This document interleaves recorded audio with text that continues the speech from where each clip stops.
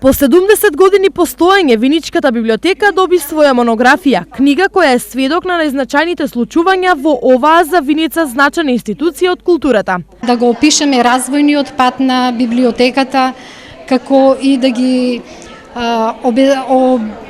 како исто така да ја објасниме организационата, стручната, кадровската поставеност во библиотеката, како и да дадеме еден приказ на севкупниот развој на библиотечната дејност и на не само на нашата библиотека, туку и на библиотекарството во општина Виница.